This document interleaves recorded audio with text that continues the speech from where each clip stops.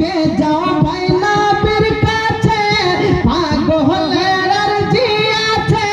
সালাম দিও নবীজির কাছে মওলা গো এই গরিবের কি বা করার আছে নবীজি এই গরিবের কি বা করার আছে মোহব্বতে বলেন না সুবহানাল্লাহ পয়সা কড়ি নাই আমার সাদ জেগেছে মদিনা যাবার মনের দোয়া কবুল করো এই গরিবের কি বা করার আছে মওলা গো এই গরিবের কি যে করার আছে